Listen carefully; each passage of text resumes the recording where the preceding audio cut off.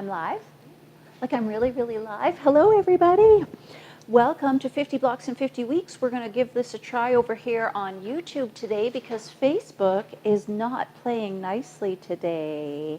Welcome to the show, everybody. It's Wednesday morning. We like to do these 50 blocks in 50 weeks every Wednesday morning at 10:30. Yeah, it's a little bit late today, but that's okay. We're here now.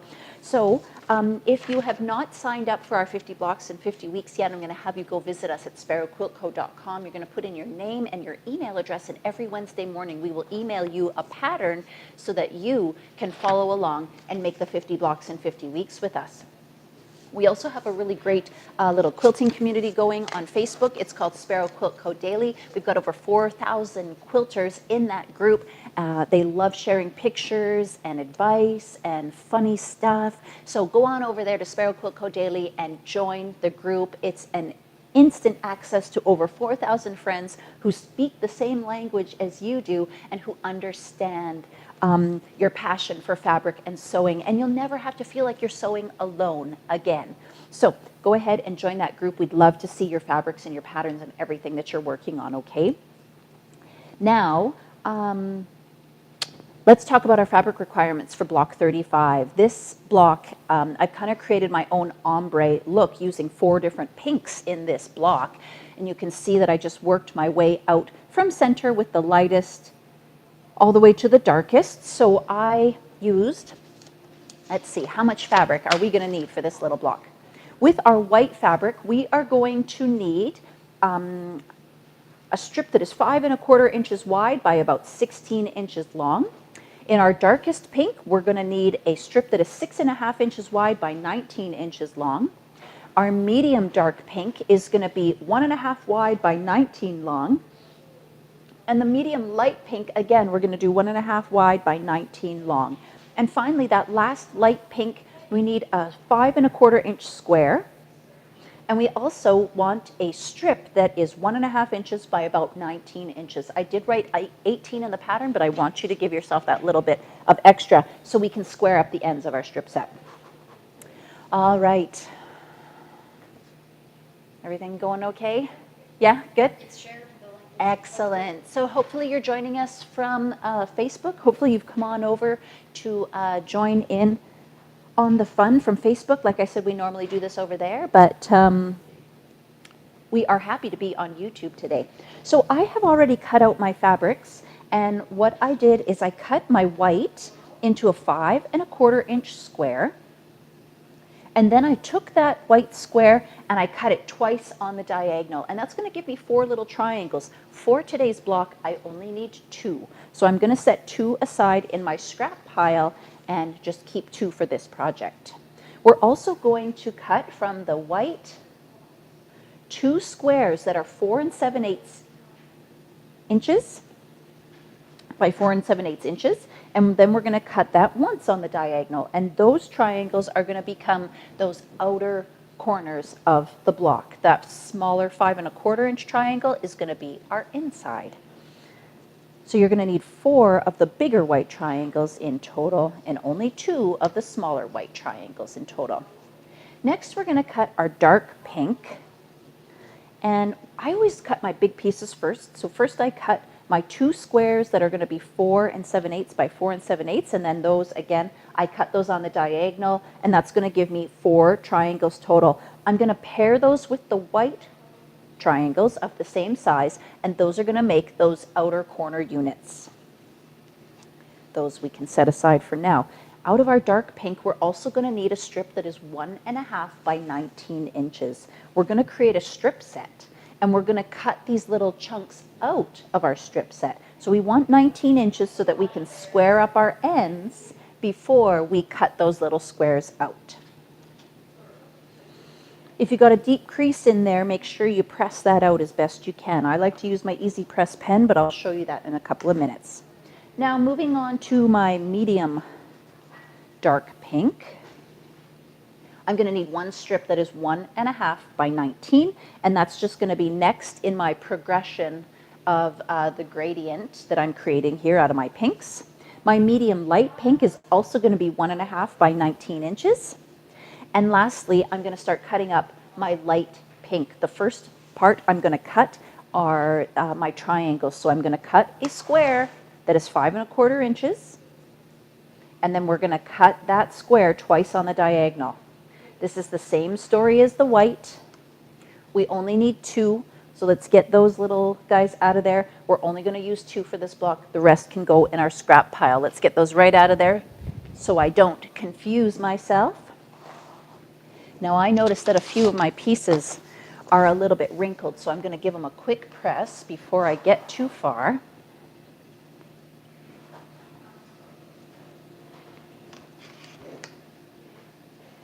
Because the better my fabric is pressed, the more precise everything is, the better results I'm going to get. And that is certainly something that we've been finding out in my 2-color quilt challenge that we've been working on. I just finished up a challenge on Facebook. We had so many quilters participate. It was a lot of fun. And I did it as a mystery the first time, but now that the quilt is finished, I can show the quilt off, and we're going to do the same quilt pattern again here in July, starting on the 17th. So if you're looking to improve your precision, I want you to join me for this quilt challenge, because it's going to teach you a lot of things that you didn't know you didn't know. So what I'm finding is a lot of the people who participated in the challenge were surprised at the things they learned. They were surprised at the things that were stopping them from getting precision. So they learned a lot, and it was a really great pleasure to watch everybody's skills improve. I love that.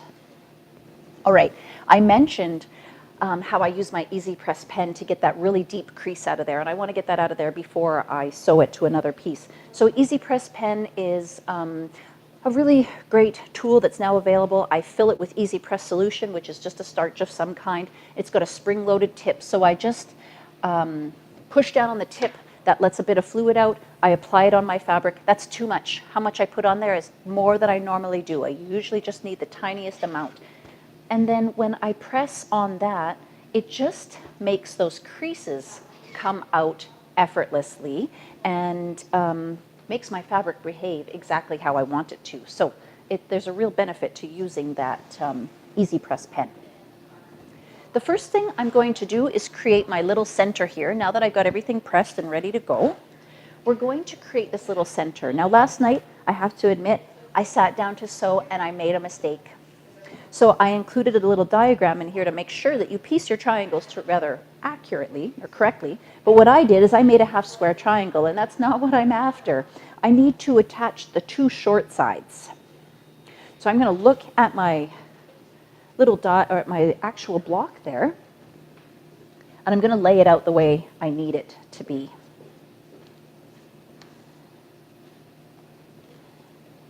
So what I'm going to do is sew a pink to a white, and we're going to join those on the short side there. And then once we press that open, we'll join them to each other and make that little center square. I like to line up my pieces so that I can kind of assembly line it. And I also like to, when I am sewing triangles like this, I like to start at that right angle corner whenever I can. So I'm going to flip this one over as well. Instead of sewing from that tiny little tip, if I start sewing at this square corner, my machine moves that fabric through much easier, and I don't risk chewing up that fabric at the tiny little corner. We are using a scant 1/4 inch as always. Anytime you see me sewing, I can promise you that I am using a scant 1/4 inch. Let's go ahead and stitch these 2 together, and then we can make that little center block.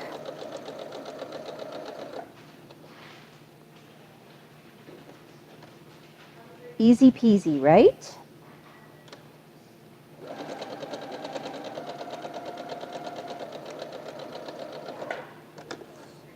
Easy peasy. Oops. Now, I really like to trim these threads as I go. I'm not a big fan of having threads hanging off all over the place. So I'm going to bring up my little magnetic pin cushion that's got all my tools on it, including my little snips. And let's trim those apart. All right, so again, I'm going to use my Easy Press pen here to get my seams really nice and flat. So how I'm going to use that is I pressed on the tip earlier, so that saturated the tip with the fluid, with the starchy fluid that's inside. So now that I know that my tip is saturated, I'm just going to go ahead and run it along those seams because I don't want a whole bunch of fluid on there. I just want a little bit. It's just enough to kind of soften the fibers and make the fabric open effortlessly. So then when I open it up, it just lays flat, beautifully flat. I really don't even have to press that if I don't want to. It's going to stay flat for me. But I'm going to press it because it's going to give me a really nice crispness that makes everything behave itself really well. Now I pressed both of those to the pink. So when I go to put them together, my seam is going in the opposite direction. So this seam is pressed to the left, that one is pressed to the right. Now when I put them on top of each other, the bulk of the seam allowance is going to be distributed to both sides, and it's going to line up really beautifully in the center there. Now in order to keep that lined up beautifully, I'm going to bring in my fork pins. Now if you've been watching me for any length of time, you're already familiar with fork pins because I use them almost every day. It's a double-ended pin, and it's just going to go in on either side of that intersecting seam. And then that keeps those seams lined up beautifully inside there, and I'm going to go ahead and stitch down the long side. Of course, when I get to my pin, I'm going to slow right down because I'm going to sew right over it. I'm not removing it. But I'm going to take my time sewing over it so that I don't hit the pin with my needle and cause damage. Nobody likes that. Remember to always hold your threads to the back when you begin sewing. It just helps things get moving. Oh, my foot is cramping up. You're using your Easy Press pen. How would you use it on a sleeve that you need to press open? Would you use it on a sleeve? My Easy Press pen I use on everything that I need to press. In fact, the fluid that comes in here, you can also put it into spray bottles. You can use it as regular starch as well. I don't ever press seams open personally. That's not my preference. But if I were to use it, I would probably just apply it in the same way and then press that one open, flip it over, apply it on this side, and press that one open. So I'd kind of be using twice as much, but in order to get that nice flat piecing that the pen allows me, I think it's worth it. My husband Matt jokingly calls this my crack pen because I literally cannot sew without it anymore.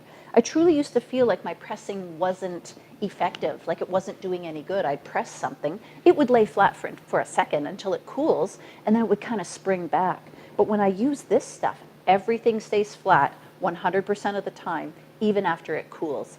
And that just makes my piecing more precise, more flat. It makes my results better. So I'm hooked. All right. So I'm going to give that a quick little blast of heat. And my little center square is done, and my little point in the middle has lined up perfectly, which makes me happy. Now let's go ahead and sew these outer corners together. I'm going to need that back in a second, so remind me that I put it behind myself on the floor. I'm going to put this out of the way in case you need to see me sewing there. So again, I'm going to set these up so that I can just quickly work through them. And I like to chain piece too, so I'm feeding one after the other after the other. And some of you like to do leaders and enders, and that's cool, that's fine. You do what works for you. I don't know why, I've just never been drawn to that leader and ender idea, but I've seen people who use a whole nother project as their leader and ender, so they're actually sewing a whole nother project on that first piece and the last piece. I don't get it. It's kind of thought of as the sacrificial piece, you know, like with where the tension isn't good or where the threads aren't great, but it gets used for a whole nother project. So I just prefer to hold my threads to the back, and that works for me. All right, so I am going to have to start sewing with that tiny little tip. I'm just going to take my time as I begin. And that's not going to chew up the fabric. Just give a moment to let those feed dogs start their work.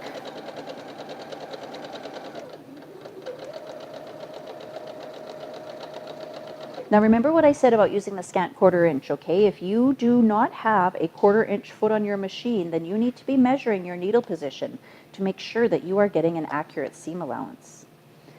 Even if your seam allowance is bigger than a scant 1/4 inch, as long as you keep the same consistent seam allowance throughout your entire project, you should be okay.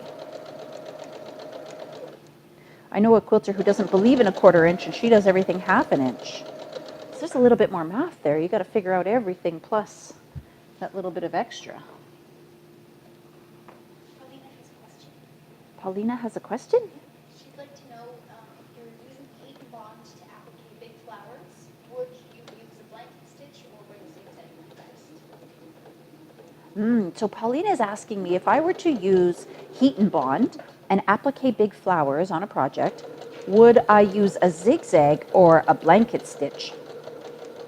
Now I believe since you're using heat and bond, there's already a layer of glue there that's going to hold that fabric on.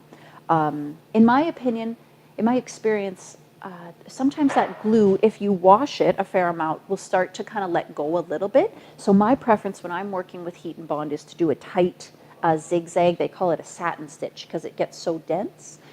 That is my preference. I save a blanket stitch from when I'm working with wool and I'm doing a blanket stitch by hand. I just don't find the hold on the fabric as great when I do a blanket stitch versus the zigzag, because it's not going anywhere if you zigzag around those edges. So I hope that helps, but I mean it's purely my opinion, right? If you want that blanket stitch look, then it is going to result in a different looking project. All right, so this is my last square here. Well, it's actually 2 triangles at the moment, but I'm going to sew them together to make a square. And then we're going to press all of these seams towards the darker fabric.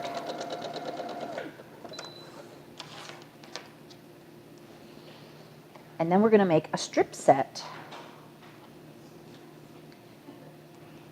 It's going to create the 4 blocks.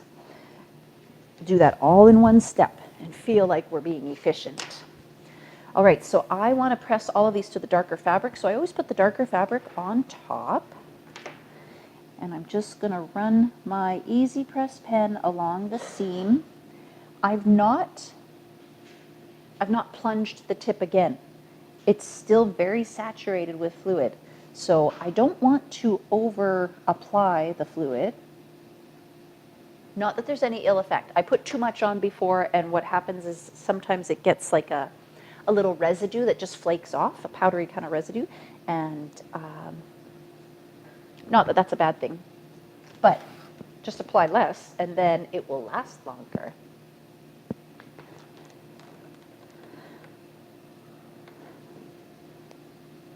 So I'm just going to open these up and give them a good press.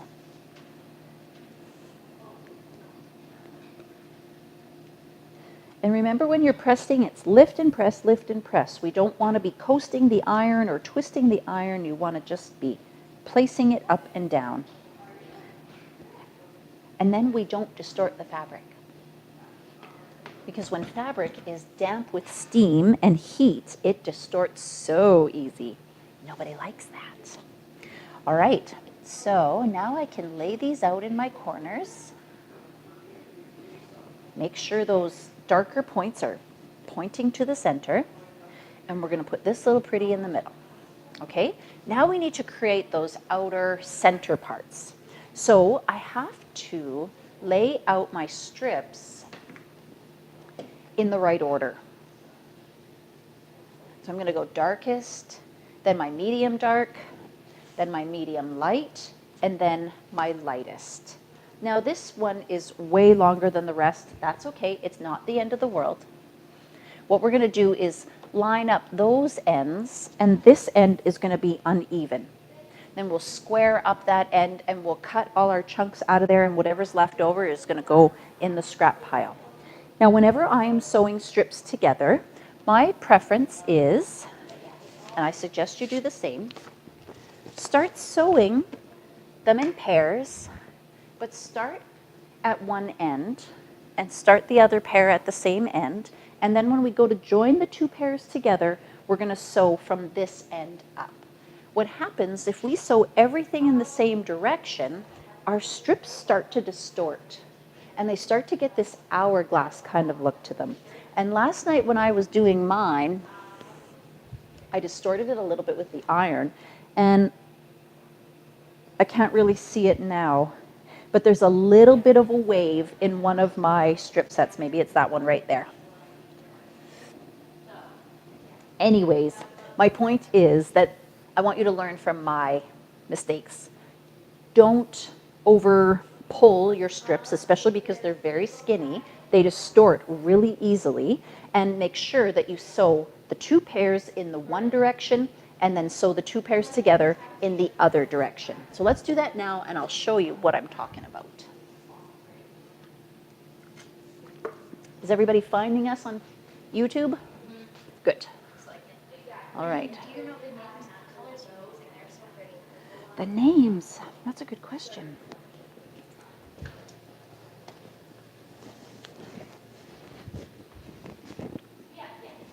I've got Sangria is my darkest. The next is Raspberry. After that is Hot Pink. And lastly is Bubblegum. Those aren't in their proper order, but. So Sangria, Raspberry, Hot Pink, and Bubblegum are the 4 colors that I'm using in this block. Lucky thing I had those right there. All right. I've been fooling around. I want to make sure that I sew this properly. So I'm going to sew down this side, then we'll sew those, then we'll join them, and we'll come back the opposite direction. So how do I remember what direction I sewed them, right? I'll show you in a second here.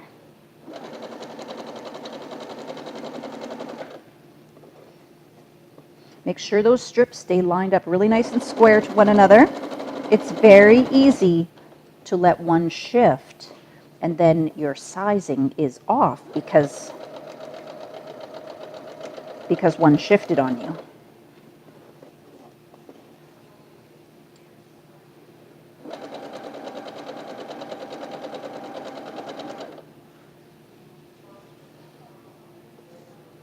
Almost there. Almost there.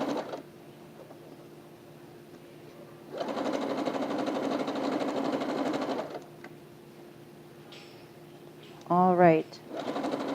This one is nearly done. Good. So I always keep my needle down. I got to raise my needle to get that out of there. Now I'm going to trim. Oh, I didn't want to trim that off. So that was how I know where I began, because when I began, I had a big, long piece of thread, right? So that, I want to actually keep that on there. That's going to tell me I started at this side.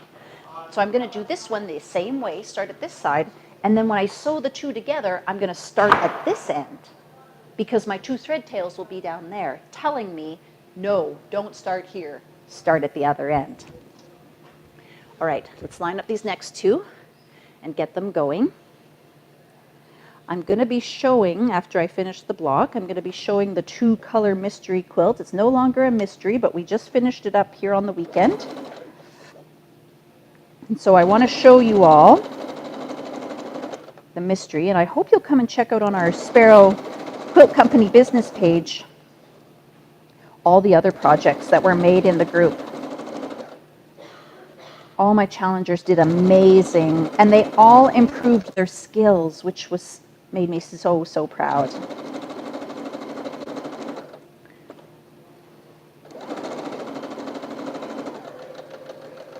All right, we're nearly done this one. good. Trim that off. Now I better press these before I do anything else, but I'm going to leave that thread on there. That one I can't do much about, but I'll know from the color placement which end was up, okay? That's what's going to keep me on track, so I'm going to get rid of that for now. Let's ditch these for a moment while we do some pressing. Now, I pressed all my seams towards the darker fabric.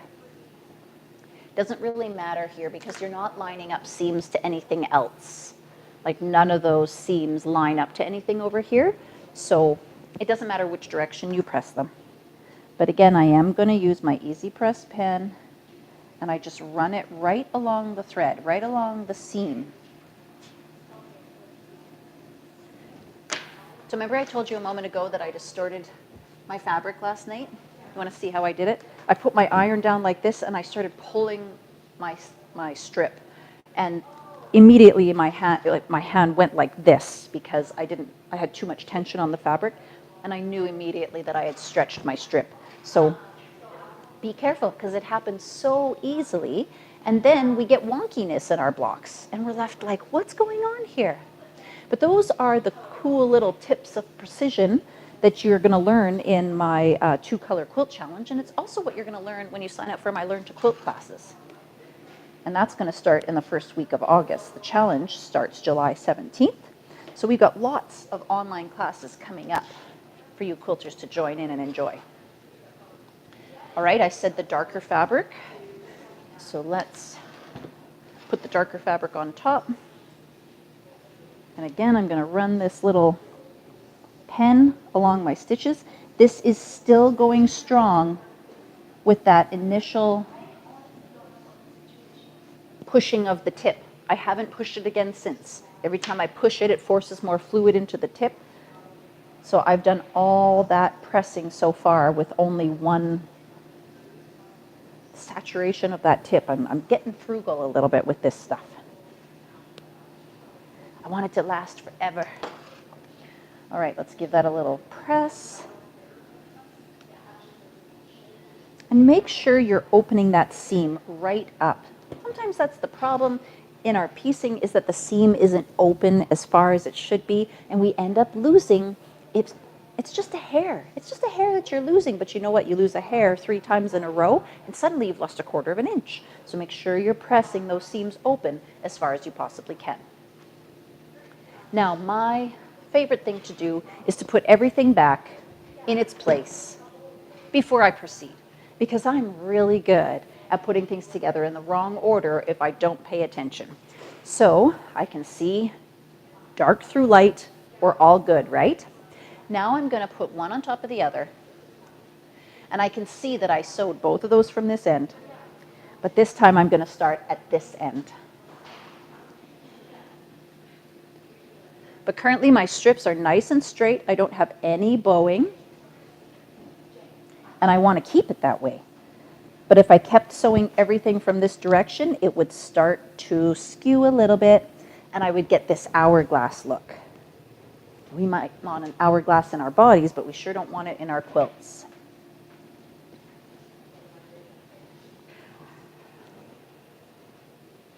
Make sure that seam is, that the side, the raw edges of your fabric are lined up really nice and straight.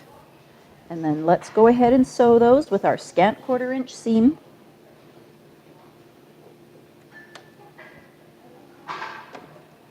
Hold those threads to the back, always, every time, don't miss it.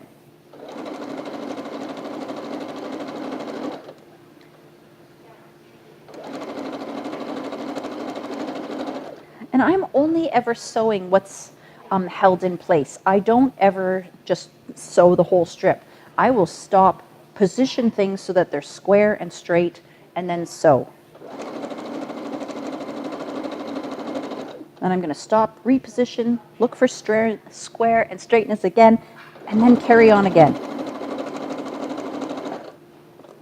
I find when I take my time, it just turns out better. And let's be honest, they're not giving this stuff away, right? Matt always tells me, it's not gold, Brady. I know, but what if I can't get more? You've got to conserve and preserve all the fabrics. All right, so again, I want to press towards the darker fabric. I'm going to put the darker one on top. I'm going to run my little pen along that seam, and then we can start trimming these into little squares.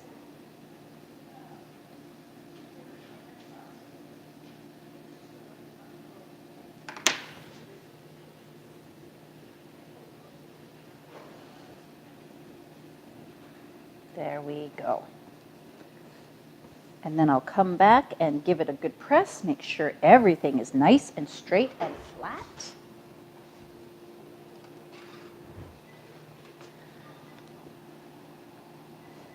And when I am sewing strip sets, what makes me happy, what is my indicator of success, is a straight outer edge and no curve through the strip set. When I did my stretching of my strip last night, it resulted in one little section about this long that was a little bit lower than the rest. And I can probably find it in here where it was slightly deficient. Maybe I'm up. Oh, here it is. So it created a little bit of a bowing. I'm going to come up a little bit closer. But this was my lightest pink. And you can see how the white shows more than the pink. Because that strip, top edge of that strip, was slightly bowed like this from me stretching it. So I had to make for a slightly smaller seam allowance there in order to get my accurate measurements elsewhere.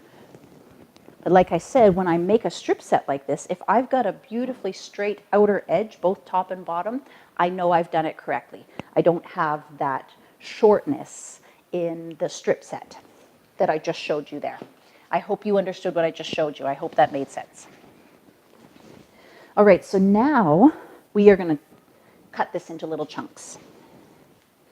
And I better get this out of the way for a moment. We are looking to cut pieces that are 4.5 inches wide. So what I'm going to do is line this up with a line on my cutting mat because I want to make sure that it's sitting square. And then I'm going to bring over my ruler and I'm going to go to the other side of the table and I'm going to square up that first edge. And then I'm going to start cutting 4.5 inch chunks. But I'm also going to use these horizontal lines in my strip set, and I'm going to line them up with lines on my ruler because I want to make sure that not just my fabric is square, but that the lines inside the piece I'm cutting are also square. No questions or nothing? Pretty quiet today. All right, so I'm going to come from this side and I'm going to trim and square that first edge because that wasn't square, so I don't want that in the quilt, but now that first edge is square. And I'm going to cut 4.5 inch squares. Like I said, I am using the lines on my ruler to line up with the seams, and they all look really good. So that's 1, 2, 3, 4.5. Sometimes we just have to physically count with our fingers. It's never going to hurt, right? Or another way, I know my ruler is 6.5, so I'm going to have 1.5 inches off to the side that isn't on the fabric. That's another way to ensure we're at 4.5.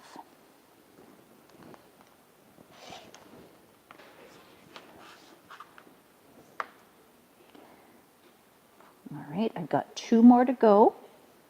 And then the rest of this strip set's just going to go into my scrap pile. And if you've been watching me for a while, you know that actually means the garbage. No, I'm just kidding. I pile them up. Somebody gets them. Somebody always gets them. All right, so there are my 4 little squares that are going to be my outer gradients in my block. Now it's time to put this beauty together. So we're going to put this quarter square triangle in the center, and then we've got these half square triangles in the outer corners. Make sure that your darker points are pointing in. I'm constantly double checking, because if there's an opportunity to mess it up, I will. And our little gradient strip sets. I want my darkest fabric on the outside. I want the lightest fabric touching the lightest fabric on the inside, because it creates that neat effect that I'm after. Now that I have placed everything, I can now sew these together in rows. Now you may find that your sizing isn't quite right on there, so then trim this down to 4.5. Maybe these aren't exactly right. Trim them down to 4.5. Okay, if things aren't fitting, then that's what you need to do, is trim everything to the same size, and then it's going to fit much better. So we'll do the right-hand side first.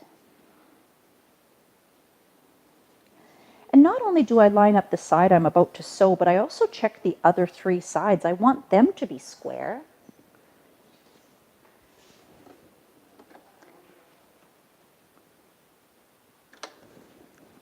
I got that one all lined up for sewing. Then I'm going to bring these other 2, just keep them close so that they are ready to feed through right after.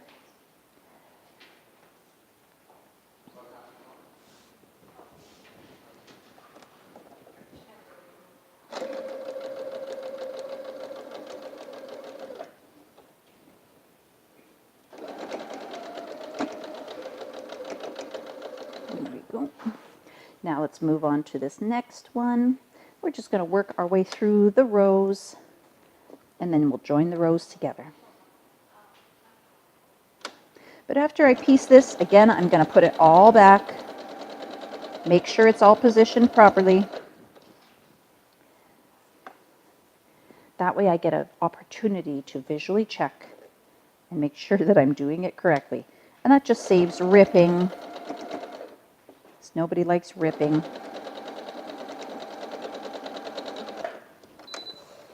All right.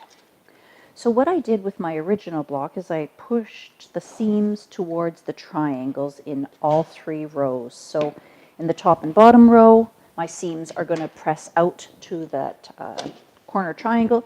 In the center row, my seam is going to press to the center. So let's put those triangles on top. And that helps me remember that that's the side I want to press to.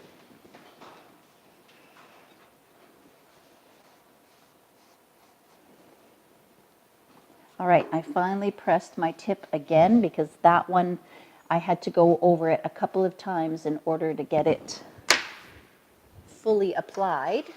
That tells me it was time for more fluid in the tip. Just open this up. Press it nice and flat. And then after this, we're going to add that 3rd piece for each row. And finish up this little block. And once we're done that, I'm going to show you 2 more quilts. I'm going to show you my 2-color quilt that is now a mystery revealed. No longer a mystery. And I'm going to show you the quilt that we're going to make in my Learn to Quilt class, which is going to start in the first week of August. This one goes here, and this one goes up here, and this one goes here. No, it does not. It goes like this. All right, so now we're going to add that left piece for each little row here. And we'll be done in no time, won't we?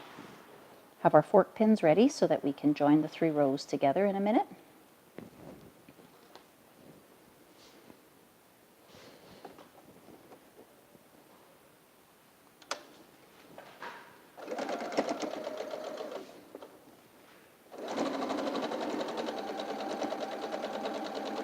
And when you have everything lined up, the next piece is just ready to feed under there. It's like assembly line work.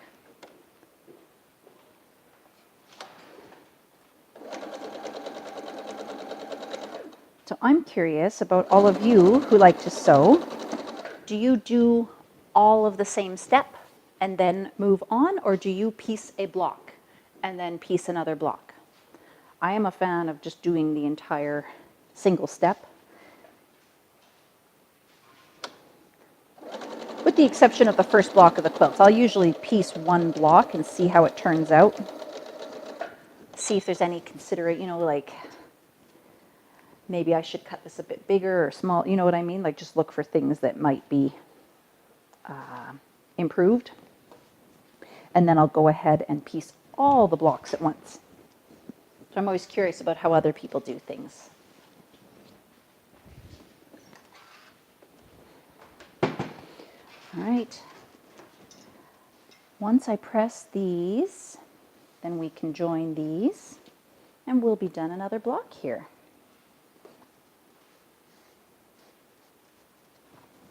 Helena wants to know if the dark color will bleed into the white as well.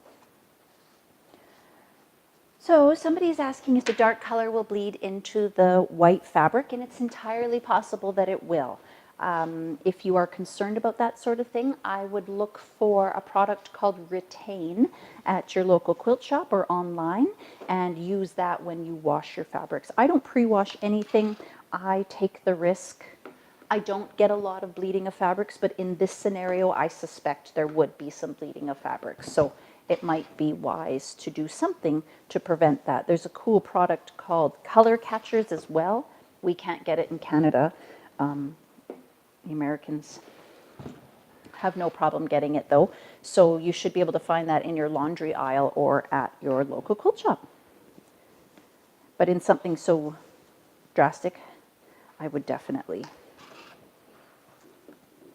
do something to prevent those colors from bleeding. So I am seeing the evidence that I should have trimmed my half square triangles in the outer corners. I am hanging over at least, it's not quite a quarter, but it's a lot. So I should have trimmed these down to 4.5 before I joined them here. I'll take this apart later and fix it because I'm going to lose my point here and I'm going to lose my points here as well. Those pieces were much bigger. I'm not sure why, but definitely a good reason to test your 1/4 inch before you get sewing to make sure that it's accurate. I put a whole new 1/4 inch foot on my machine yesterday, and I don't like it one bit. I'm realizing over the past couple of weeks that I am a really picky person, and I never thought that about myself until recently. So, I'm getting stuck in my ways, I guess. The trouble with this little foot is that it's a 1/4 inch foot, but it's got these 2 little stems that come out the front of it, and it's very easy for the fabric to move over to the left and actually get caught on that little stem of the foot, and then my 1/4 inch shrinks up. So I might go back to my other 1/4 inch foot that's got a broader, wider, like a broader surface to hold the fabric down. It doesn't shift around under there nearly as much. Teresa says we get picky. Oh my word, it's so true, Teresa. We do get pickier with age. It's in my head I'm the most easygoing person ever, but I don't think I am. But that's okay. Oh well. I still like me. Good thing, huh? All right. Let's go ahead and sew this. Again, I am sewing over these pins, so I am going to slow right down once I get to that part where the pin is. We don't need to slam our needle into any pins. And if you're sewing at a slower speed, then it's going to be okay.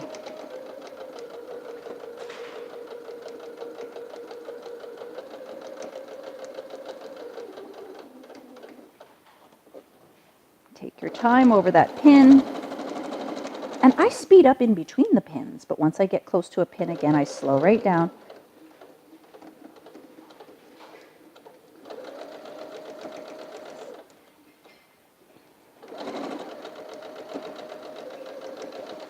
And again, I can see that my half square triangle is a little bit bigger here. It is hanging off of both ends, so I am going to have to do a little bit of repair work to get my points correct on this block. I want to press these towards the top and bottom rows because there's a lot less bulk. Whenever you have a lot of seams intersecting, you're going to press against all of that extra fabric that's in the seam allowance there. So I've got far less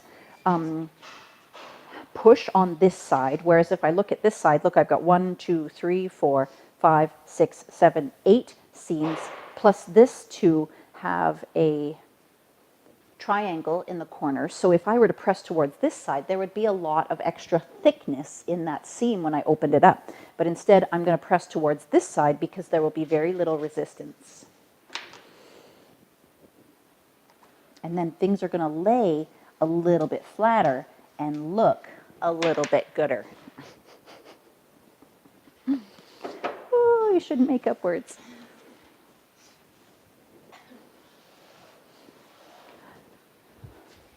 Let's do some gooder quilting. That's awesome. We're just going to make stuff up as we go.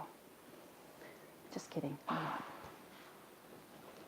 All right, so now let's flip this around. We're going to join this last little row onto our block, and there is fluff everywhere. Again, I'm going to use my fork pins, and I have planned these seams. These top 2 go out, the bottom 2 go in, so I am getting a nice flat seam there in between them.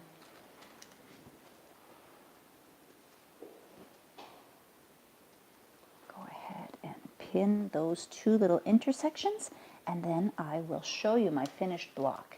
Then we'll finish up by showing off those 2 quilts. I've been so excited about the 2-color quilt because I made it back in 2000. I think I finished it in 2011, and I've been wanting to do a pattern with it ever since, but it just never happened. So now that we've done that challenge once, it's so fantastic. It feels so great to see my pattern out there in so many different colorways. It looks fantastic. I love it. Paulina says gooder is something us newbies would say. I'm in good company then, aren't I, Paulina? Paulina says gooder is something us newfies would say. Well, I should mention that my dad's from Nova Scotia, so maybe I'm a little bit Eastern deep down, even though I live in the West.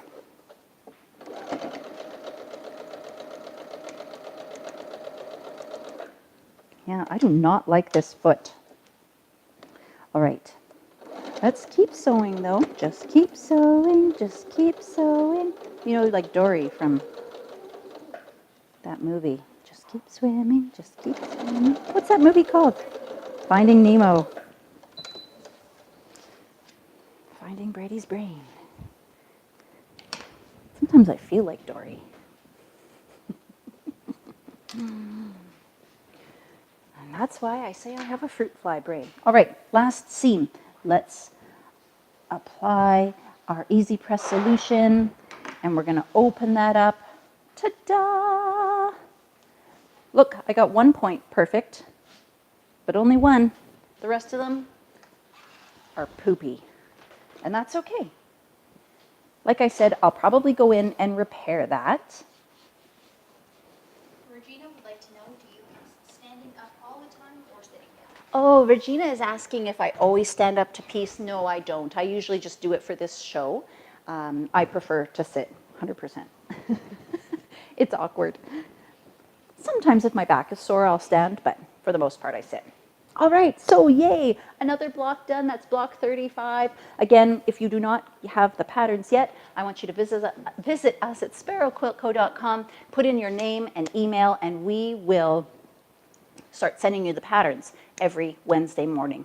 Now, I'm going to grab that 2-color quilt and give you a peek. And hopefully you'll love it so much, you'll come and join me for the next challenge, which begins on July 17th. It's a 14-day challenge. And the truth is, you're going to have forever access to these videos and patterns. But I give you access to a private Facebook group, and every single day we do a video and a little tutorial and a little cheerleading system, a little cheerleading session just to keep you going. Most people quilted this within the 14 days. A lot of people got it finished in the 14 days. It finishes up about 54 by 54, so it's a nice little lap quilt, and it's going to teach you a lot about precision. So we're going to share the link here in the comments or above the video in the description, and then you can scoot on over there and sign up for that. Kate wants to know if there will be a block 34. So somebody is asking if there is a block from last week, and We the could just do that next week. at this time the answer is no. I had you revisit block 8 and remake that block. I just had a heck of a week and I could not pull off a block last week. So I appreciate you guys understanding that this free quilting series had 1 week where you had to do a double block. Just the way it goes sometimes. So if you do decide to join that 2-color quilt challenge, you'll also see an opportunity to sign up for our Learn to Quilt class, which is going to start in the first week of August. And what you're going to get in that class is this pattern. Now, this one is going to be much more in depth. I'm calling this one Twinkling Stars, so you can see it's a basic star block with a 4-patch center and then just a nice little chain block. And this is going to walk you through everything, cutting your fabric with precision, piecing with precision, pressing, putting the quilt together. We're going to talk about seam allowance. We're going to talk about how to square your fabric, machines, tools you need. It's going to cover everything. We're even going to go over basting a quilt and doing the quilting and the binding. So from start to finish, that Learn to Quilt class is going to get you really, really proficient and really, really skillful. Teresa says it was great fun, the 2-color quilt. Oh, Teresa, thank you. Teresa was part of our 2-color quilt challenge and did really, really great in there as well as everybody else. I'm glad to hear you enjoyed it, Teresa. So everybody, that's everything for today. Thanks so much for watching. Please take some time to go over and join the Sparrow Quilt Co. Daily Group on Facebook. And while you're here on YouTube, please subscribe to our channel. We'd love to keep you in the loop with all of our newest videos and things that we're up to. So for now, I'm going to wrap it up, but I will see you next Wednesday at 10:30 a.m. Oh, I forgot about it. I don't think I announced it here. They still share. Did they share? Then pick someone. Let's pick someone to win a fabric kit to make. What's the name? Regina Ties.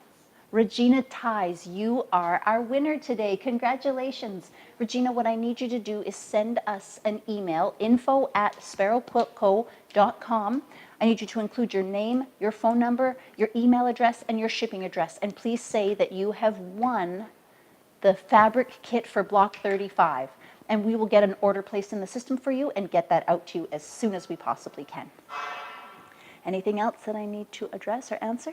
All right, thanks so much everybody for joining me today, especially over here on YouTube, a whole nother platform. I appreciate you putting in the effort to come over and find us. I hope you enjoy the rest of your day, and we'll see you next Wednesday at 10:30 a.m.